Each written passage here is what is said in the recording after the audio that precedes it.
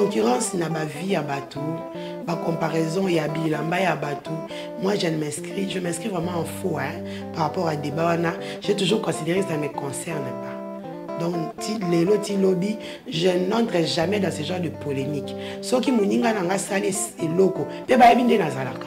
So na téléphone na moni lamba par exemple il y a Fanny Mandino na CPL nango. Non il ça Fanny a super. Bato balobi eza bana mibali de batongaka mieux que bana basi. C'est vrai? Bon, sur la pratique, je ne peux pas le nier. Les hommes sont très comment dire, ils sont très travailleurs, hein? Ils travaillent beaucoup. Quand ils s'y mettent, en tout cas, ils cherchent à développer. Et puis les hommes, ils aiment beaucoup la concurrence, hein, il faut se le dire. Et là, on a des salariés que dans la pratique, ils sont là. Mais et là, on a raté cursus académique. Et ça, que non, tout se comprendre, l'État peut comprendre biso et bah c'est quoi Miki autosocial. Parti wano et l'obami code vestimentaire. Code vestimentaire. Et bah comme les baso maîtrisant au penzate. Moi veston, blazer, tu peux t'habiller comme ça à un déjeuner parce que c'est le matin. Comment dire? Ils ont bête à ma cité. Ou ils ont dîner. Biso ils attendent. Biso il faut n'entendre créer un événement. Ah oui, pour permettre biso to la taboué. Qu'est-ce qu'on peut porter normalement dans le mariage coutumier? Mais c'est une tenue traditionnelle identitaire. On ne se voile pas la face. C'est vrai que ce qu'on bandit au loba, même les stylistes, ils ont bizarrement. La soirée kaka moko, yo lobi koza mumbala. Soirée kaka moko, oh yo il faut la identité no yaki mumbala. O lati tenue na traditionnel babali yo nango, mobali pe alati yaye ya traditionnel. Nde ekolo la bino kibomoto. Ya baganende ba soparaka ali puta na bango boya sopi. Ekolo la bino kibomoto te, au contraire. Batu bakota la balobeza sorcellerie. Balobeza sorcellerie. En tout cas, nous désolé. Il y a biso ya balu bezara ya kindo. Basuko eza ya kindoki. Ya bambala eza ya kindoki. Ya biso nini kasho eza ya kindoki. Tebola kisa biso. Un homme ne peut vivre convenablement que s'il est en harmonie avec son identité et culturelle. Esengo mingi ya kokuta na bino bandeko tokosuki sa poso na sapologie sango lelo tokosolola un peu masolo ya bilamba tokosolola un peu masolo ya kolata nango wana nazana esengo ya koyamba une grande couturière ya mboka na biso na pesi précision de taille azali professeur pe na izam donc boka nsaka teka ke ba couturier bazara te o pa bongo ezosala o apesa ka ku. Bonne année maman Lydia Sambaye. Bonne année maman Paulette. Esengo mingi ya koyamba yo penza ponga la lula kolata na moi sitala ka fo lula kolata mais nalingaka mingi so na koleka na télévision nalingaka penza mingi bilamba ya maputa po yango nde koma lokwa identité na biso yango nalingaka mingi bilamba ya maputa pe lokwa nalingi bilamba maputa donc bato batongaka yango il faut la mettre bango en valeur. Mama Lydia biso bato linga moi kolata o total na miso to mona kaneti na mikili ya poto chaque grand couturier azali na touche na ye particulière.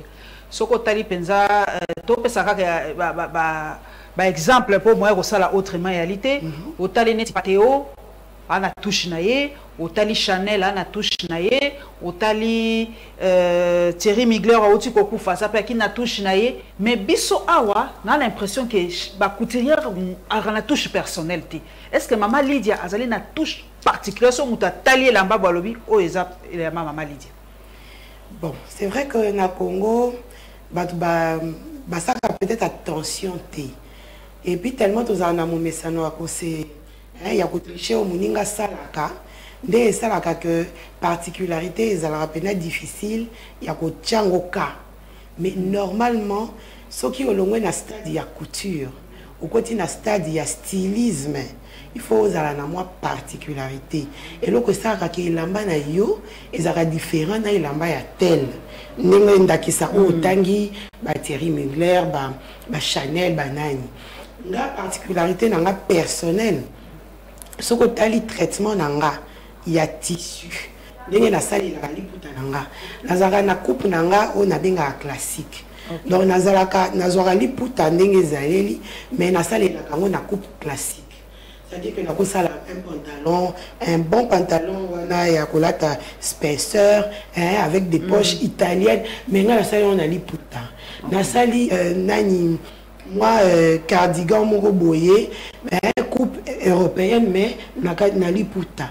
Donc nous avons tendance il y a que ça la coupe classique na liputa.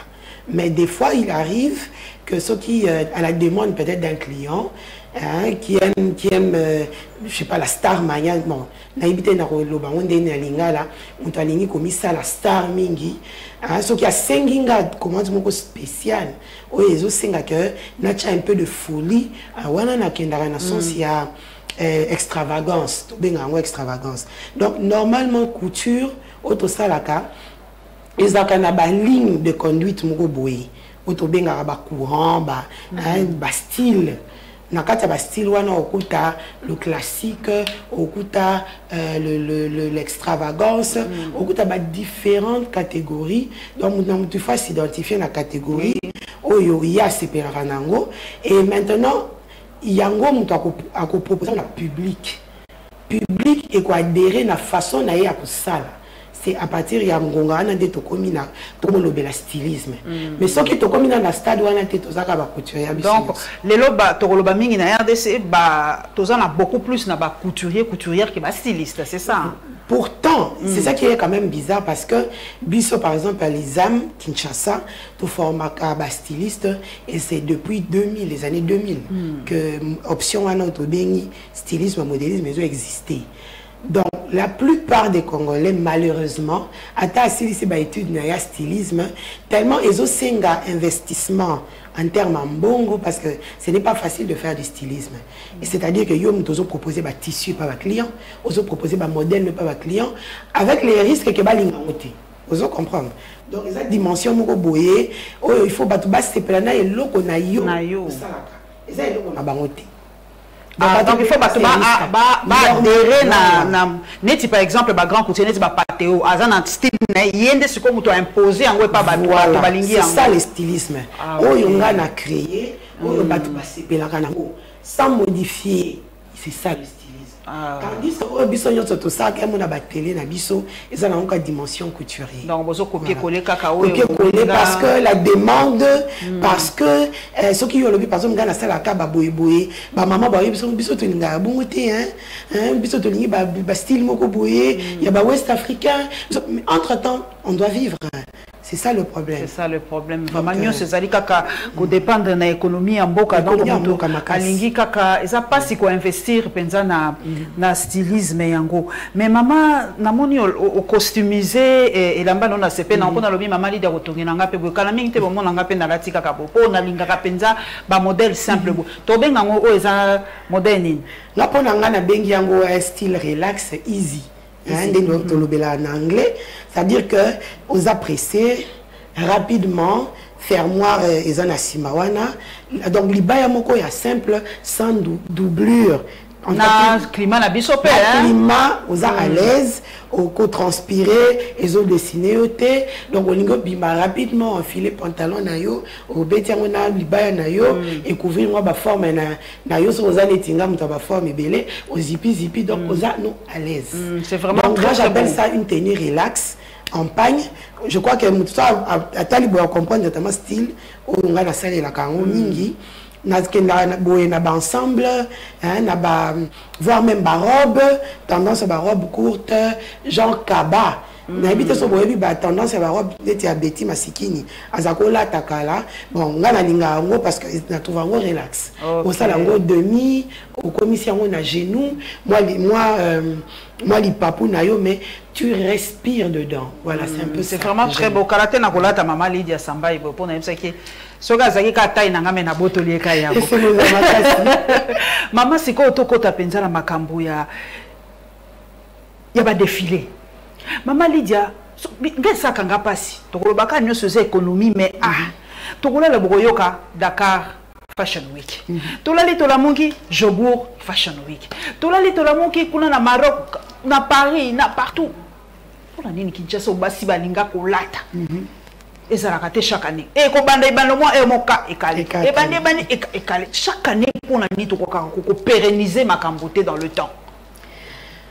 C'est vrai que limbola mutuna no na linga le ozalanga pasi mena omeka et ça moi pasi pour congolais zo sala moninga ni confiance de 1 et puis monde il y a mode et ça na ba réalité moko to kuti o ba tu ba comprendre qu'il fallait se challenger mais pas nécessairement entre nous mais avec l'extérieur.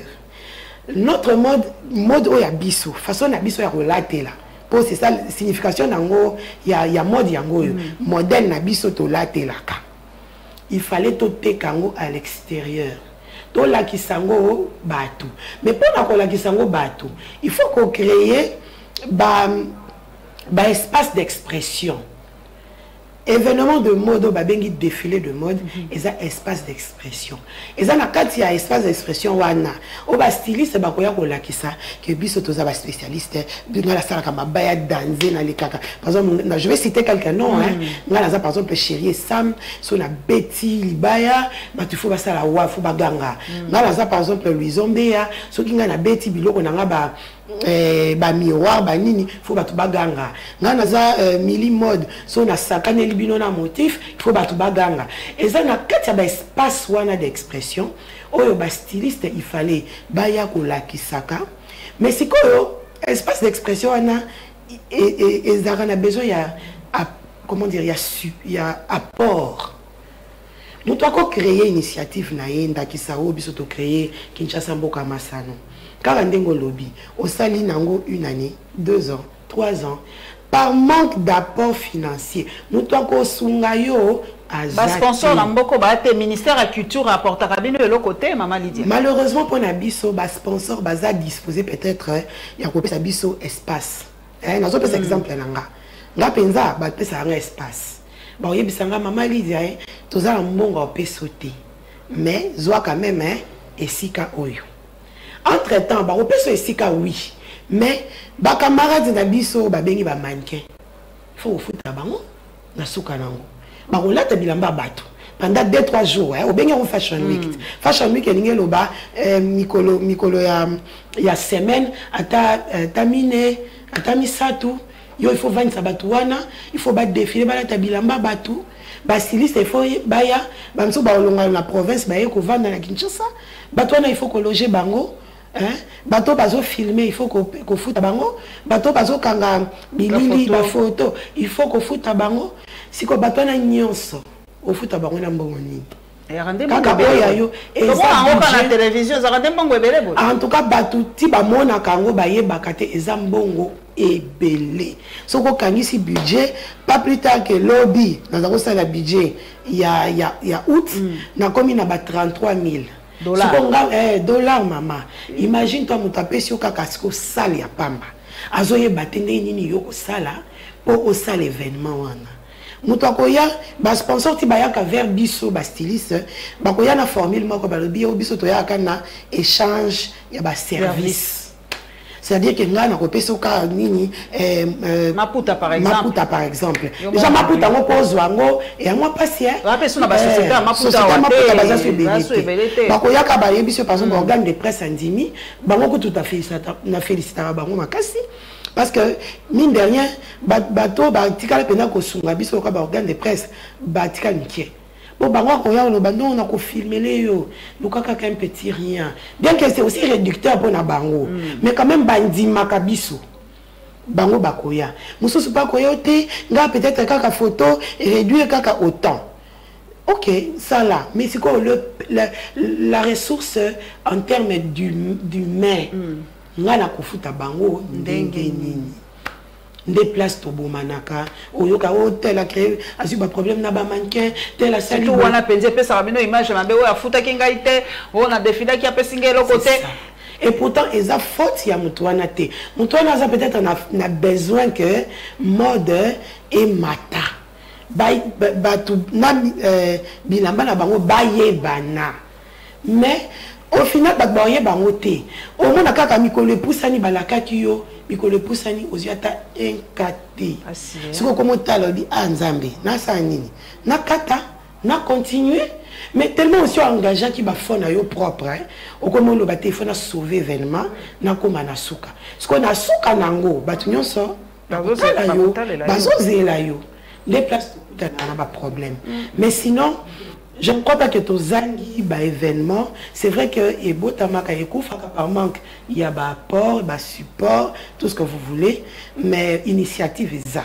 Est-ce que après Bobimaka moi libanda au couteau déjà à Katia moi passé mais ceux qui va bien ici par exemple n'a pas défilé musu libanda to na ba festival de mode musu est-ce que bokendaka ba couture na biso ba kendaka to ba styliste na biso pe ba kendaka en tout cas to kendaka ceux qui va inviter na fashion week à libanda au kokende ko représenter malheureusement au kokende ko représenter yo moko so kokena na ba konzina biso pour ba sunga yo parce que normalement ba invitation yaka au Kokende à qui de droit ou à qui c'est non ben invité il faut quand même un appui au conseil retrouver ti yomoko au futa ce qui est organisateur par exemple à fouter lio billet au conseil retrouver yosko pour même ba mannequin par exemple impossible et comme il y passe au senga yomoko sko banolo kambongo au komi koluka pas ba grand prêtre moko boye bailleur de fonds moko boye mécène moko boye au moni que ça trop réducteur vraiment bon pendant que ceux qui l'état justement pendant que ceux qui l'état et comprennent que tous ça ba acteur il y a tourisme et mboka il y a jeté pour batubaye bamboka des fois batalaka et la télé ya batu pour reconnaître que Moutouana a outi Chine. Au moins, kaka Moutouana lati ou babenga ka Xiang Sang. Teni na bangwana croisé wana. Ou yeba wana chinois. Bala moko boule ça vient de la Chine. Autant du côté qu'on a moni maman moko s'enrouler na kati ya sari. On comprend que wana indienne. On se comprend que il y a des éléments identitaires. On le pénètre que ça que comme si culture est forte. Lolo tozolo bela ba kente lolo tozolo ba tout ces tenues là ouest africaines et ça ba identité na bango tellement ba tekeli biso na ba visuel to moni to tout na mabala ba mo la taka lokwa ba nigérienne lokwa ba ghanéenne tout ça biso identité la biso lobi ezanini soki muto atali bo lobi ça c'est une congolaise ezanini des places toza na pasi makasi pour nous faire comprendre, surtout les clients à Bisso, ou à l'atelier, pour comprendre que Bisso, tout ce image, il y a baninga, tout reproduire kaka. Parce que jour ni Bisso, moko toko vanda nanu, to kanana koyeba, il y a Bisso, ezawapi. C'est quoi question à tout ninga ne yangwana? Il y a Bisso, ezali oni.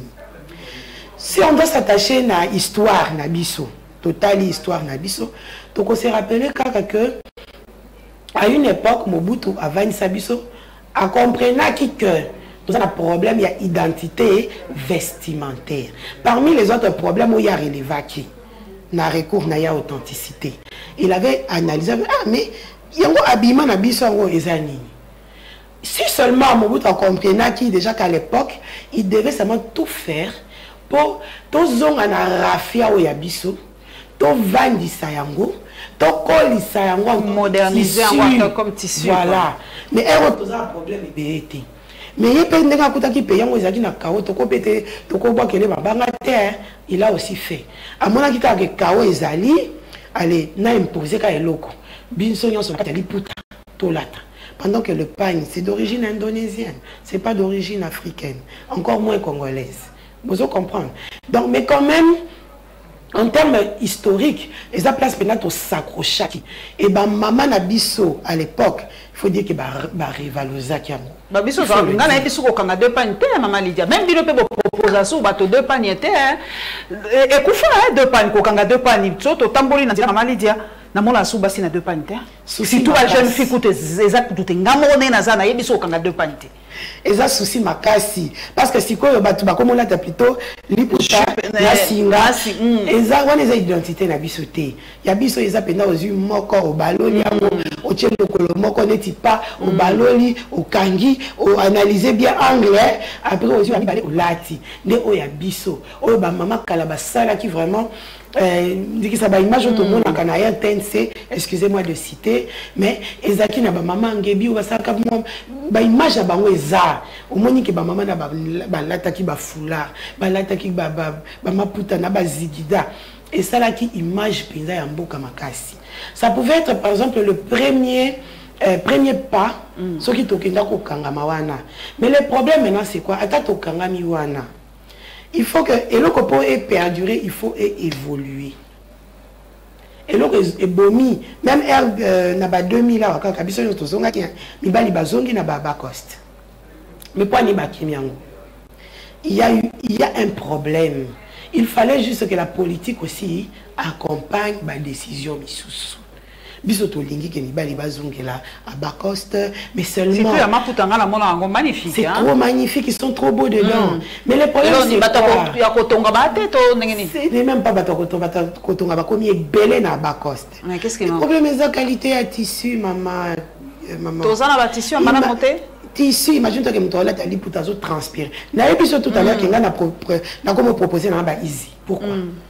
Mon toilette a veste wana ya li pour transpirer. Encore ba doublure wana ezotinda moto. Li pour ta ezotinda moto. Entre-temps climat na biso changé. Dans le changement climatique. Il faut que tout évolue. Nous se fait qu'il y ait politique est décidée qu'à partir d'aujourd'hui, il y a des décisions qui sont importantes. Mais on a dit que nous avons la dictature. Et c'est important pour ce secteur qui exister. Secteur à mode des eaux koufa. Et ça a besoin que décision moko ezwama. Peut-être que non, maman tozonge la boye, mais pour tozonge la ngo, il faut te proposer des produits de qualité. Produits de qualité qualité à tissu c'est important. Les gens veulent porter les pagnes, mais ceux qui transpirent sur ma cassie, nous devons mater. Mais pas des arana coton maman Lydia. Des arana coton le pagne c'est du coton oui, mais la qualité oyo bisoto lataka oyo. Je crois qu'on l'a quand même super. Ouais. Oui, oui. On s'entend nous à l'aise. Est-ce que c'est la même chose avec les autres? Mais c'est trop cher, super. Justement. Donc, tu as pris 150, 175 Congolais, sinon ça va. Justement, il y a un problème à politique, maman. Si au moins, on a gagné, bazo sala. Si au moins, on a ivoirien, bazo sala. Comment cette société-là, pour ne pas la citer, et ça, là, pour créer industrie à fabrication, na Ghana. Vous comprenez? Pendant que le bateau l'atali pour ta manque de politique, il y a malunga, qu'on le dise. Il suffisait de dire, ah, mais bien le boté qui peut minga, ouais. Bon, ça là, maman, on a une industrie. Comme ça, prix, à l'ipouta. Et qui t'a. Et ça allait résoudre beaucoup de problèmes. À la rigueur, il fallait même conquérir quand il était CPA et continuer Kozala. Ah, CPA Koufakala, il est africain, Koufa Soteski, Perwan, les autres, le Bumba, je connais Saint-Exquis. Mais que la bonne a pris à Mickey. Vous comprenez? Moi, je crois que la politique est importante pour y avoir gérer cité. Il y a un koloba à partir de l'élo, tu créer une industrie, une fabrication, locale. Bah chinois ba kolinga te tolo bate bango ndem tu va récupérer marché penza maputa mi ko biso ko makaba chinois qui politique et lobby non c'est non on ferme il rentre nous on crée et on commence à exporter c'est une possibilité nani na leadership wana ya ko wana c'est parce que nous sommes allés liés bato bango na kaka richesse eloko esaka biso pasi en République démocratique du Congo bato bango na kaka richesse ezali mine bato bango na kaka coltan et boye to boité mais biloko mosusu. Et quand il s'appelle Mbongo, le couture, t'as les Nigériens. Stylisme, la bango yangwana, la cinéma, la bango bakoula. Makasi. Mais biso so totali oya biso théâtre, oya biso nini. En tout cas, moi je ne mâche pas les mots. Pourquoi les autres films c'est beau à voir. Ndenga Kangisuki, Ndenga se maquiller, biso to utilisaka ni ba maquilleuse na biso, ni ba couturière na biso, ni sans identité. Et c'est ça qui fait très mal, maman Paulette Sankenakatayo, et ça la rapace Makasi. Industrie cinématographique, Oya. Nigeria, par exemple, avec Nollywood. Vraiment. Yango et Sali que Lelo. Tokomi kovanda boy biso nyaso tokomi kaka igwe tokomi kokanga fula tokomi mayaka ya rouge wana rouge noir na soni ngai sala soni na sepela kana ngo mais ermo dans la limite nanga. Parce que je me dis que si journée baola ta leader design pour moi penaza na marque naza makam nanga na salaka journée baola ta ce qui ba muto ko yaka ka jour à mariage ya memelio photo actrice ya Nigeria yo il faut bana ko reproduire ango osomona qu'ils ont réduire biso na ba reproducteur ba couturier à pamba pendant que notre niveau n'est pas là. Biso toza bato ba niveau maman tongelanga eloko boy. Ngamo na vandi na sombi ba tissu na sali bani na concevoir eloko. Yo yekaka oyeba essayage na yo, obibi na tenue na yo traditionnel. Surtout pour les mariages traditionnels. Ça fait honte que biso na mariage traditionnel na biso même pas li putango même pas. Donc on est là toujours en train de prendre des trucs à gauche, quelque chose à droite, jour nini to kosala ya biso moko. Pourtant so tali ba tenue wana otonga. Bon on a comme qualité à coutir ça. Ezali. Mais maintenant 15 jours to ko vendre mode oya biso. Les a problème bato bana confiance na bino te babi bino pe ba couturière congolaise to matato kita bo kana respect ya timing te muta ko peso elamba lundi yo moko signer le bité yaka ko zo samedi to koma samedi o kangi téléphone comme samedi o lingo répondre te muta linga ka bala lem so jour bo mutu epété yango balinga ka bino pourquoi bato balobaka bazaka na confiance na bino te mama Lydia qu'est-ce qui se passe bon ça biso courant ba comment faire après courir katanaki bon comment kana prétexte wana courir katanaki réalité Zach bon on va encore le battre que ça faux parce que c'est une réalité mais chacun entre ma couturier et tozalaka et là que ça la différence entre biso et cause à la peut-être professionnalisme et bela ba couturier bazaka na vision et ba tailleur akala oyo toyebaki ya bakoya baveni olingi oya kozwa elamba okuti akangi atelier donc ebele bakotaka baje wana mais c'est un manque de professionnalisme soki bato bazo respecter o babengi éthique na déontologie ya métier na yi osa bongo te mais le problème c'est que batango oyo baza na kata secteur pour la plupart batanga na bango ko éthique na déontologie te donc baebi na bango te que métier nanga ezaka na ba limite tel eza service nazo offrir mutu eza contrat mutu na afuti ngambongo pour na contrat nanga eza limite à contrat nanga dans le temps eza de telle à telle date c'est tout et moi si je ne suis pas prêt à la limite je dois appeler le contractant, voilà, pour lui dire que maman ne vient peut-être pas à 11h, il y a qu'à 16h, pour nous avoir qui moi problème, il y a courant. Mais quand même, je dois le livrer. Mais ebele bazana na déontologie, na éthique, na déontologie wana te. Donc, ce que vous avez bien, il y a changer Congo. Vous comprenez? Cette phrase, il y en a partout au Congo. On a un sérieux problème civique, il y a éthique, il y a déontologie. Il faut vraiment reformuler façon. Mais c'est vrai qu'entre-temps, excusez-moi, c'est vrai que Bafeneti Bakourant peut Tomatato Kita et Biso Makasi. C'est insupportable. N'est-il par exemple le lobby Nazaki journée ou Bimbana atelier, mais c'est pas possible. Bakoupir n'a jamais 10. En plein ligne, voilà. Imaginez-vous. Et bah couper, il y a m'inquiété. Et ça, il m'a sali une heure. Monsieur, c'est zongi. Et bêti sous 30 minutes. Et bisanga. Couture les autres cartes au van la machine. Non. Repassage et des repassages. Des sacs et lamba bateau. Si qu'on repassage, non, entre temps, moi, il faut n'entoiler. Il faut n'acheter thermocollant. Il faut n'a repasser. Donc, bah, étape où tout ça, la rana moto. Et ça, il y a un moment de vendre des sacs et lamba. Donc, tout ça, pendant la souffrance, c'est vrai que tu as solution, un groupe électrogène, mais ça coûte un peu. Une trop grande capacité pour ça, il y a la presse. Il n'y a pas si. Entre bino couturière, relation ni bozar nango pona yo kaka pe to ba journaliste to ka moi songi to kaka moi makamba lu bolinga na kate bo se combataka o ya kochola moninga ilambane ya kitoko tenga na leki et tout ça vous vivandé ni na corporation na bino ya bat ya métier ya kotonga bilamba. Oui, c'est vrai ba corporation ils a moi ebelé mais comportement ya ba styliste bon, je crois que tous un souci est makasi parce que compétition et à ma baie est ebelé. Si seulement comment comprendre que on a la salle pour la client nanga babilo mso ya miki kozala kate. Effectivement, il y a beaucoup de problèmes comme dans toutes les autres corporations. Seulement na ba corporation misusu ezakana moi ba règle moko boye ya vie dans la corporation. On limite à ta concurrence, ils ont la norme. il ne faut pas faire ceci, il ne faut pas faire cela.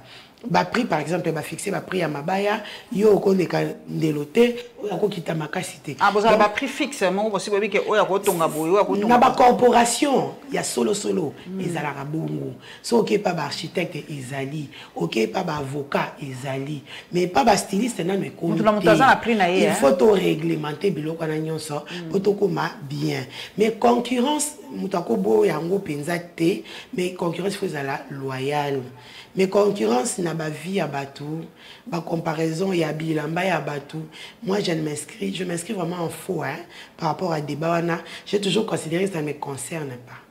Donc les lotis lobby, je n'entre jamais dans ce genre de polémique. Ce qui m'uninga nanga sali et loco, pe ba ebinde nazalaka.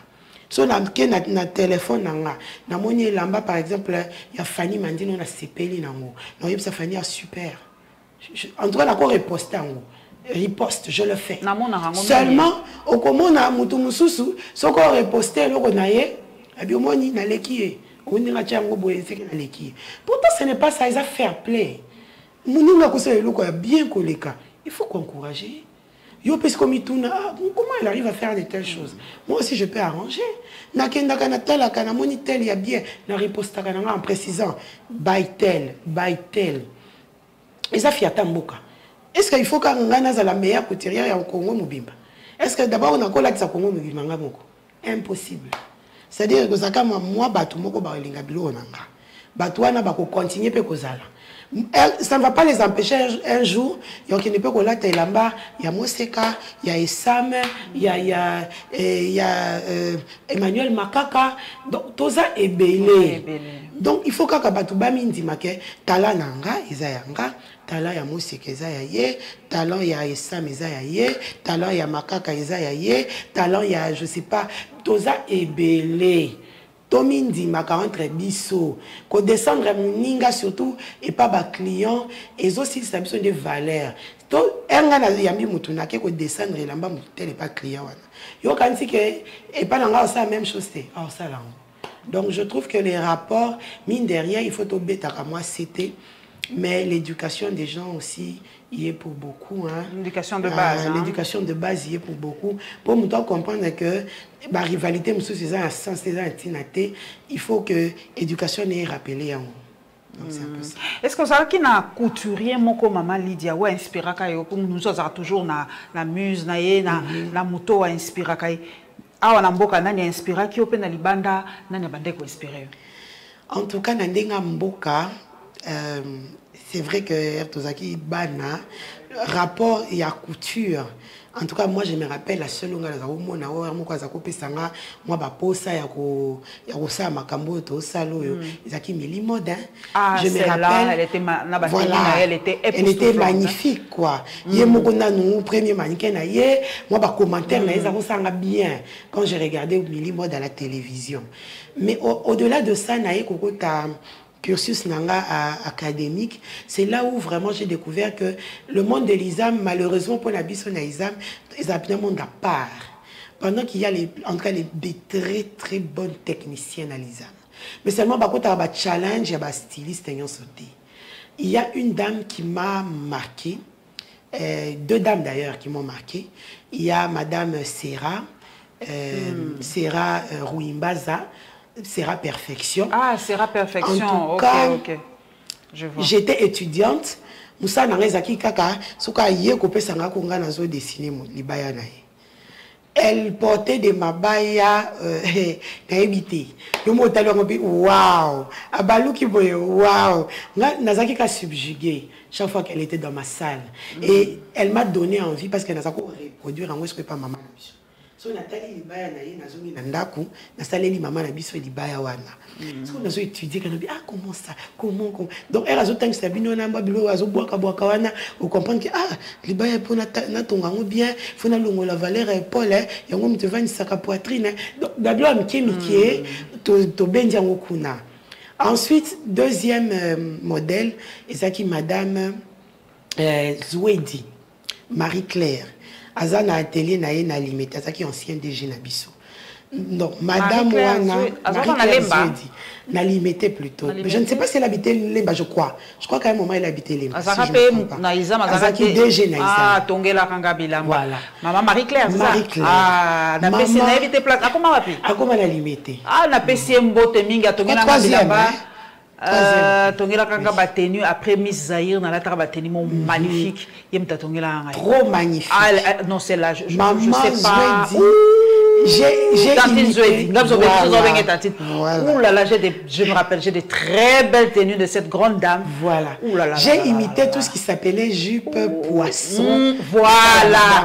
Atongela Ranga, moi qu'on a publié na mur nanga, j'étais avec la Miss Zahir en 1994. Robo Yali Poutana Lata Batubatu nanga ça. Marie-Claire Zouedi. Voilà.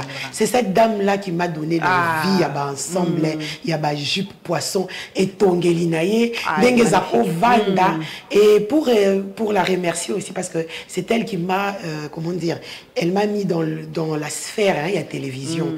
Donc, elle a choisi comme ça. D'abord, quand j'ai entamé carrière dans Naïzam, a responsabilisé Kinga Yaliboso. Elle m'a fait devenir secrétaire académique à la section modélisme.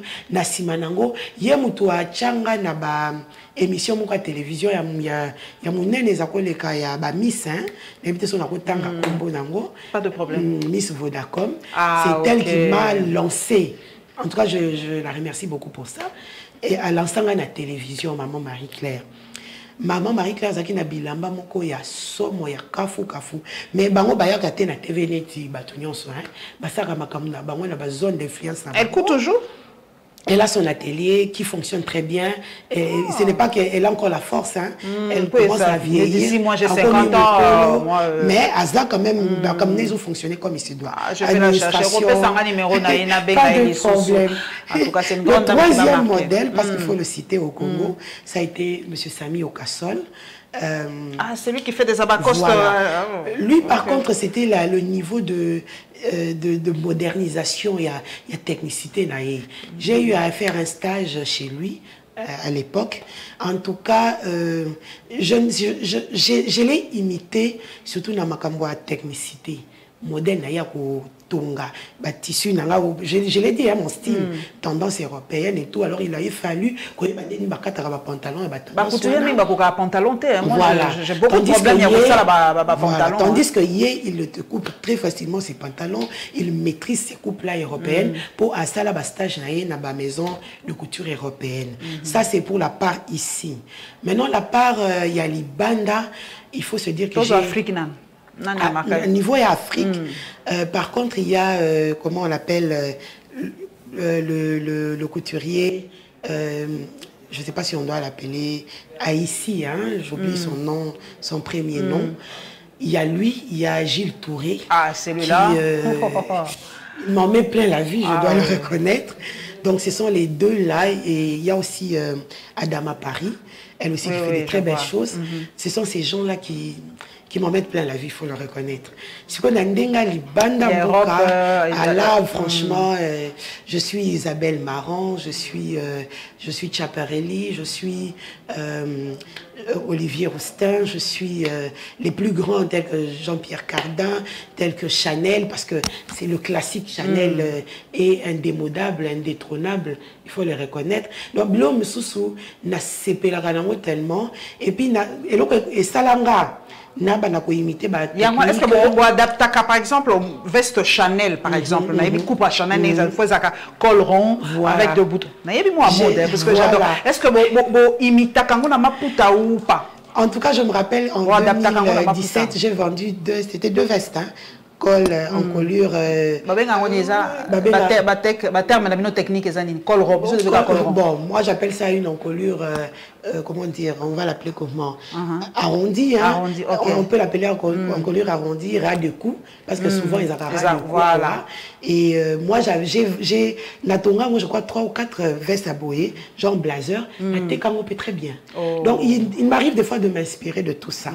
Et c'est là où j'ai passé des années, revu, j'ai alimenté vraiment imaginaire et c'est là où j'ai créé le mix avec nos tenues africaines. Donc, question mais dans la vie pratique Bato balobi eza bana mibali nde batongaka mieux que bana basi. C'est vrai? Bon, sur la pratique, je ne peux pas le nier. Les hommes sont très, comment dire, ils sont très travailleurs. Hein? Ils travaillent beaucoup. Quand ils s'y mettent, en tout cas, ils cherchent à développer. Et puis les hommes, ils aiment beaucoup la concurrence, hein, il faut se le dire. Et le qu'on a dit ça à Bango que dans la pratique, ils sont là. Mais et là que Makabango balingaraté cursus académique. Balingaraté qu'on vend de la couture na kati cursus académique. Ça va leur apporter un plus ou basé déjà na moi talent wana inné. Est-ce que le fait à cause na nini na ce qui va qui cursus ndengolobi, ça va leur apporter quoi? Bon, la vérité. Qu'est-ce qu'ils ont déjà le talent? La vérité est que talent na bango déjà parce que va vendre siango. Et belé ba maman la bango va couturière.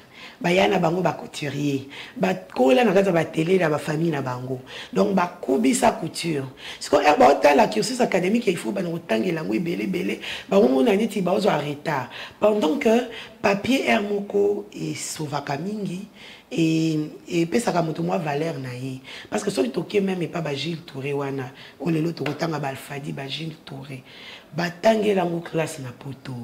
Ils ont fait ICP, ils ont un diplôme. Donc moi j'inviterai tous nos jeunes, ceux qui savent qui ont leur talent inné, babou kanate, aux gens déjà un talent nayo, bah qui ont un diplôme nayo, et ça le bien. Et ils ont une sopécimaté. Pour attendre la télé nous c'est vendi. Aux yeux moi tant moi 3 ans, moi 5 ans nayo en matière discontinue, de manière discontinue aux autant nayo ma beza wapi. Tozo kene na ko suki samewenza motuna pe na ko zangate, ozali professeur. Les Camerounais, ils ont na biso te bo reconduire les sous 21 jours papa. Ozo ke ba na biso mawate mama Lydia Benza. Bon, c'est vrai que Bapesinga, je ne suis pas mandatée par ma syndicat pour n'ailleurs Colombia pour les alliés sur la syndicat, ils ont tout makambo ya exam mais batupe ba yo ke la pe biso mawa.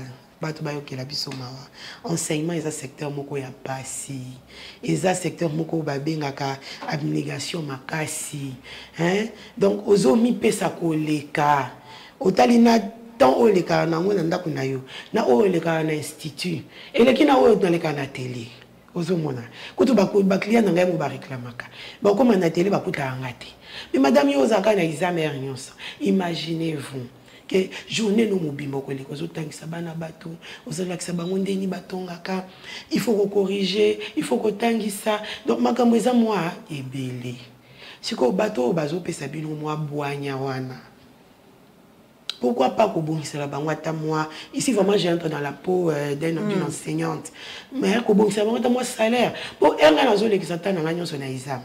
Ouais, non, autonga. Na koko tonga. So na tongi ka 3 mabaya me mbongo pina na vanda nga bien. Hein? Et les qui na salaire na ngamba moko. On a dit que ça c'est pas normal. Na vanda pina na atelier full, na otonga full. Mbongo ya salaire na ngeli kikanikala. Ce n'est pas bon. Et ça là que na bana ko sala rabé kotoyo pendant que j'aime le métier que je fais. J'aime être enseignante. Na ninga kotani sabana bato. Parce que finalement, on nous autour de ça, ils ont la génération sika, bazo apé relève. Génération ekoya wapi, surtout l'axi bangonze lati. Ozomona. Donc batu bayo ke la biso ka moi mayo. Ba parents bayo ke la biso pe mawa. Ezakali kamoke non, tout se comprendre, l'étape est comprendre biso et ba ke biso ka mikio tozo sala. Maman, que motuna wana internet atininga na tuno ba tenue de jour, na ba tenue de nuit, na ba tenue de fête, na ba tenue de dîner. Ba congolaise mingi compliqué ngaye amoko zakala moi confusion. Maman lokwa na yo styliste expliquer biso na manifestation nini okolata nini na tenue soki dîner okolata nini na moi déjeuner okolata nini tokoyeba ndenge nini mama Lydia. C'est vrai que parti wano et l'obami code vestimentaire et ba congolais bazo maîtriser mo penzate.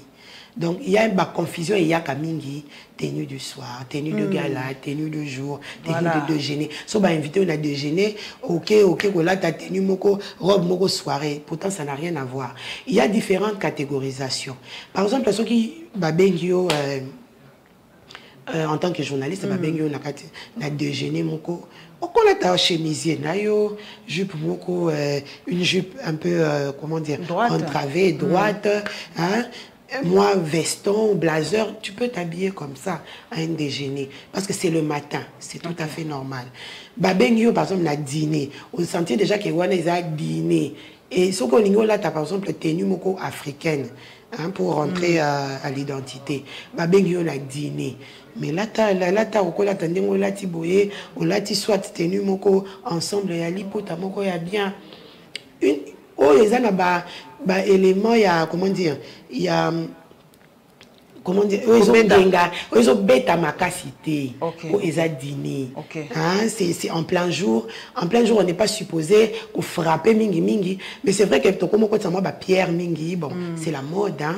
On ne peut pas empêcher les gens à être dans la mode, mais c'est vraiment les ensembles, hein, sous une tenue africaine. Sous une tenue européenne, on t'invite à un dîner. Ah, tu sais que les robes sont des rigueurs pour les dîners. Hein? Oui, que non, là, je peux porter une robe noire, longue, je peux porter une robe bleue, longue. Hein, bah, couleur ou ezo kende, la tendance jour. Tandis que ceux qui va bengio na soirée, quand c'est une soirée, si c'est une soirée simple, ou là, tu as ma robe, nayo, ou ok, ou comment changer ma couleur, ok, par exemple, tu as ma rouge bordeaux, ok, tu as ma vert, ma turquoise, mais on est encore dans les robes, les ensembles, pas trop. Les ensembles, c'est plus pendant la journée. Voilà, là, on est dans la soirée. Si on est au matin, la soirée, c'est une soirée de gala. On est dans une dimension. On est sous qui s'en est on est à Bomanzo, Tobomali, comme on dit. Fais ce que tu veux. Extravagance. Parce que c'est l'extravagance, tu es censé en mettre plein la vie aux gens. Donc, on est ok, c'est à ce niveau maintenant que créativité peut-être. Et mon rien, tout le monde a pas nigérien, tout ça, comme on a pas anglais. C'est à ce niveau vraiment qu'il y a des marcations. C'est à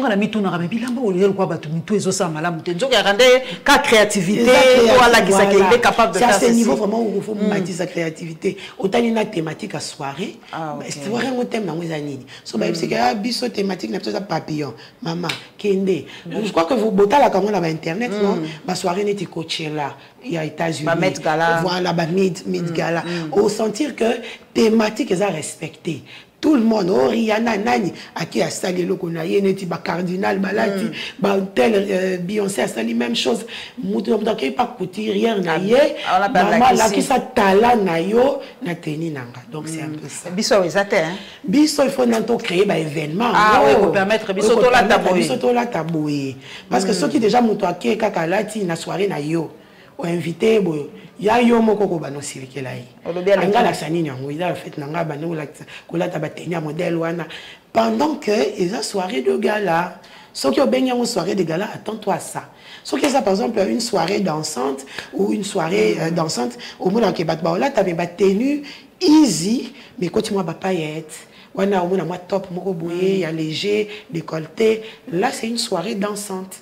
Donc, il y a plusieurs codes vestimentaires. Il faut qu'on ait code nini pour quel habit. C'est tout. Maman, pour un mariage coutumier, tous on a appelé le Kambouango wana. Batobala tanina. Pour en tout cas, on a commis comme mona par exemple, na Gabon par exemple, bah raffié comme kozonga, surtout na Côte d'Ivoire.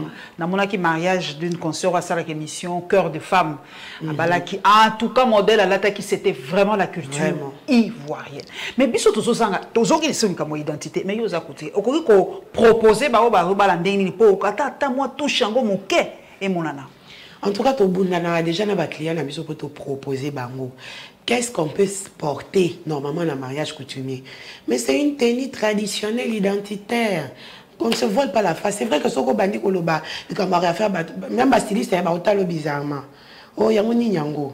Rafiango, tola tango batuka boye. Et le quoi et le passe ma bien et ça non. C'est à nous de faire comprendre aux autorités le souci qu'on a identitaire. Client nanga il faut na lukele batenu. Basuko balata randengeni. Nabani ko kene ko fouiller bambala bala tarandenge nini na tradition na bango. Ce n'est pas peut-être que si ce qui a boy que nous autres né monana mais ça va eko comme sanga pour la tradition na biso bazakola tande boy ah bango so yebisi bango ne wonde tant na yebisa bango que la culture bantu na yebisa est-ce que boyebi penza culture bantu ya solo identité la biso ya ya kwa tozaka beloko ekangia lelo ekangia c'est ça. Beaucoup qui m'ont dit puis yango bozo boma identité vestimentaire, il y a RDC. Il faut qu'on soit qu'on adapter. Tout simplement. Mais quand même, il ne faut pas comprendre. Moi, je ne vois pas qu'est-ce que ça va t'écouter. La soirée kaka moko, yo lobi koza mumbala. Soirée kaka moko. Oh yo il faut la identité no yaki mumbala. O lati teni na traditionnel babali yo nango, mobali pe alati ya traditionnel. Nde ekolo la bino kibomoto. Ya baganende ba soparaka liputa na bango boya so. Ekolo la bino kibomoto te au contraire. Batu bakota la beza sorcellerie. Ba beza sorcellerie na makambo. En tout cas, naza désolé. Et comment sorcellerie? Tellement na minute on a comme défenseur et identité vestimentaire congolaise. Et ça ata sorcellerie ata ndambuté. Abima ko za sorcellerie pourquoi? Parce que ce sont des symbolismes. Est-ce que symbolisme on a adapté et pas styliste nayo? A que son bakori na wenze ya libulu. Des places ba sorcier à village na bazala na wenze libulu. Bon monaki oyo Miss Côte d'Ivoire à l'attaque na Miss Monde. Elle était comme une reine. Kaka bakorika wana de sali lambana c'était magnifique. Elle a marqué les esprits. Je vous jure d'une façon étika la mitwa bato robe wana la taki so kaka ndenga la taki bakori wana bimaki comme une reine égyptienne. Tu comprendre que c'est une identité vestimentaire et ivoirienne. Pour Batoli, il y a une dame qui a fait une chronique sur ça. Alors, c'est l'habillement des Akans qui sont au Gabon, qui sont au Cameroun, qui sont en Côte d'Ivoire. Maintenant, dites-vous que l'image est marquée dans le monde, stratosphère mondiale. La première, on a Miss Monde. Imaginez-vous. Si vous biso journée to go bimsa ya biso tant que ya biso ya balu bezaka ya kindoki ya ba suko eza ya kindoki ya ba maleza ya kindoki ya biso nini kasi eza ya kindoki te bola kisa biso yango. On aura beau fuir, un homme ne peut vivre convenablement que s'il est en harmonie avec son identité. L'identité est culturelle et ce sont les racines. Elles sont culturelles. C'est ça qui fait d'un homme et loco oyaza. Merci Maman Lydia Penza, merci mingi namba éclairage au Pesibiso. En tout cas, tokosenga gouvernement na biso eloba nango moto a marka kapengai mentor oyo tatanga kamingi Didi Mitoveli Didier Mbuya loba RDC zaka koltante. RDC tala koltan mobimba yango evandi akoloba eko pesa makanisi. Pona nini tozwaka culture comme eloko moko ya se. Poni tozwaka neti loko ya tourisme loko eloko moko ya se. Et pourtant ils allaient vraiment image na biso culture ils allaient identité ya mboka mobimba. En tout cas na question merci mingi Maman Lydia. J'espère que grève est aussi la calamité pour bana bazonga qui là si gouvernement tala peli kambo grève à professeur pour résoudre en le plus vite possible bana ba ko chômer et comme on dit en français l'oisiveté crée le vice. On se verra prochainement. Nzamba Beni Sabino, Abeni Sapebiso. Lokola. Merci, Maman.